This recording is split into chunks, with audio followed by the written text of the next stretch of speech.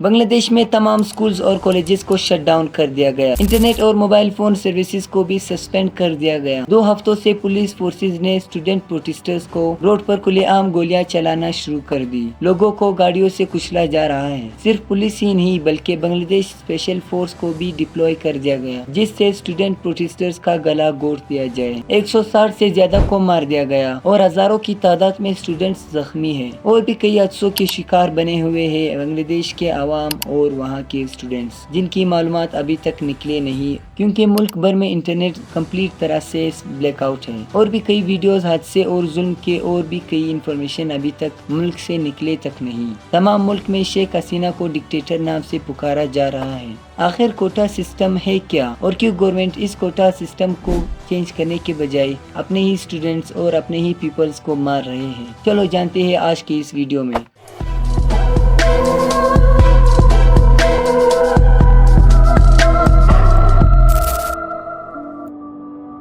1 مہینے پہلے بنگلہ دیش میں اسٹوڈنٹس نکلے سڑکوں پر پروٹیسٹ کرنے کے لیے۔ پہلے تو پیسفل تھا یہ پروٹیسٹ، لیکن اب حالات کافی زیادہ خراب ہوتے ہی جا رہے ہیں۔ ملک بھر میں موبائل اور انٹرنیٹ سروسز کو سسپینڈ کرنا، اسٹوڈنٹس کے خلاف ملٹری ڈکلیئر کر دیا اور تمام سکولز اور کالجز کو بند کر دینا، ہزاروں کی تعداد میں پروٹیسٹرز کا زخمی ہونا، 160 سے زیادہ کو مار دینا سرے عام گولیاں چلا کر۔ بنگلہ دیش کی پرائم منسٹر کو لوگ کیوں ڈکٹیٹر نام سے پکار رہے ہیں؟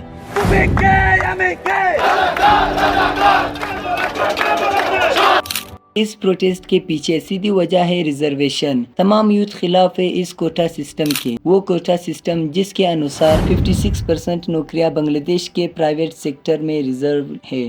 الگ الگ سیکشن ہیں سوسائٹی کے لیے، مطلب صرف 44% نوکریاں میرٹ کے بیس پر جاب مل سکتی ہے لوگوں کو۔ یہ کافی الگ ہے کیونکہ یہاں پر میجورٹی ریزرویشن کاسٹ کے بیسس پر نہیں بلکہ فریڈم فائٹر کے بیسس پر ہو رہی ہے۔ اسے سمجھنے کے لیے تھوڑی سی ہسٹری کو دہراتے ہیں۔ آزادی سے پہلے بنگلہ دیش جو کہ پاکستان کا ایک حصہ تھا، جسے ایسٹ پاکستان کے نام سے سب جانتے تھے، اور آج کے دن کے پاکستان کو ویسٹ پاکستان کے نام سے جانا جاتا تھا۔ بات ہے 1970 کی، جب ایسٹ پاکستان اور ویسٹ پاکستان میں جنرل الیکشن ہوئے۔ ایسٹ پاکستان کے پاس 162 سیٹس تھی جبکہ ویسٹ پاکستان کے پاس 138 سیٹس تھی۔ الگ الگ پارٹیز کو ووٹ کیا ویسٹ پاکستان میں لوگوں نے، جبکہ ایسٹ پاکستان میں زیادہ تر ووٹ گئے صرف عوامی لیگ پارٹی کو، جسے لیڈ کیا جا رہا تھا شیخ مجیب الرحمان کے دوارا، جس کے رزلٹ میں عوامی لیگ پارٹی جو کہ ویسٹ پاکستان اور ایسٹ پاکستان پر گورنمنٹ کرتی، لیکن ویسٹ پاکستان کے ملٹری کو یہ منظور نہیں تھا اور انہوں نے آرمی کو ایسٹ پاکستان میں بھیجا اور لوگوں کو مارنا شروع کر دیا۔ اس کے بارے میں ایک الگ سی ویڈیو بن سکتی ہے کیونکہ ایسٹ پاکستان پر ہوئے ظلم جو کہ ویسٹ پاکستان نے کی تھی اور اس میں انڈیا کا کیا رول تھا۔ اگر آپ لوگ چاہتے ہو کہ میں اس بارے میں ویڈیو بناؤں تو کمنٹ سیکشن میں بنگلہ دیش پارٹ 2 ضرور لکھنا۔ تو چلیے ٹاپک کی طرف واپس آتے ہیں۔ ویسٹ پاکستان کے ظلم سے تنگ آ کر 1971 میں وار ہوئی ایسٹ اور ویسٹ پاکستان کے بیچ۔ اس جنگ کو ایسٹ پاکستان جیت گئے کیونکہ اس کے پاس ایک الگ سا سپورٹ تھا جسے انڈیا کے نام سے لوگ جانتے ہیں، اور ایسٹ پاکستان بنا ایک الگ ملک۔ یہاں پر زیادہ تر بنگالیز رہتے تھے، اسی لیے اس کو بنگلہ دیش نام رکھا گیا۔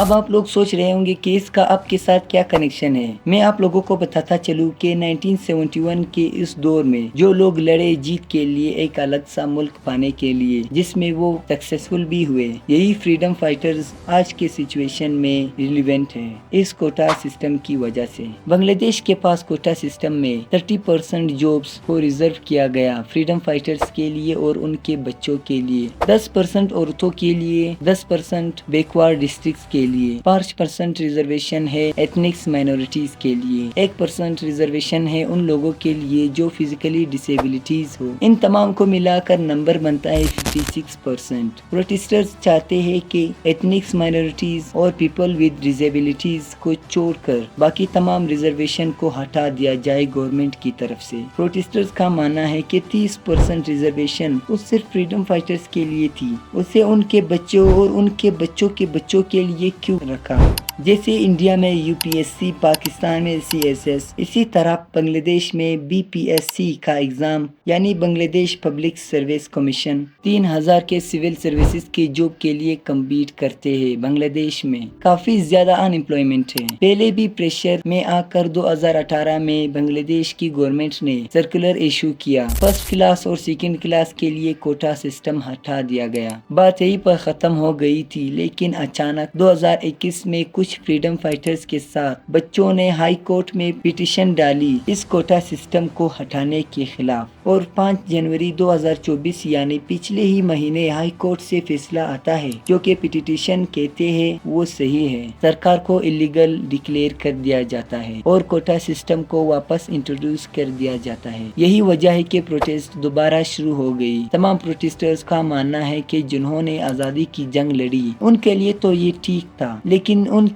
बच्चों और उनके बच्चों के लिए 30% जॉब देना ये कोई अच्छी बात नहीं। और दूसरी वजह है करप्शन। जॉब्स की सीट्स को बेचा जा रहा है, इसीलिए स्टूडेंट्स निकले प्रोटेस्ट के लिए। लेकिन ये बात शेख हसीना को हजम नहीं हुई, क्योंकि वो चाहती है लोग गए बाढ़ में। सिर्फ लोगों को गवर्नमेंट की सुननी चाहिए, ना कि गवर्नमेंट को लोगों की। हजारों जख्मी होने के बावजूद भी प्रोटेस्टर्स पीछे नहीं हट रहे। इनकी गवर्नमेंट 15 सालों से है, लोग उन्हें सपोर्ट कर रहे थे, लेकिन नतीजा आप लोगों के सामने है। हम लोग हर एक नई पार्टीज को वोट देकर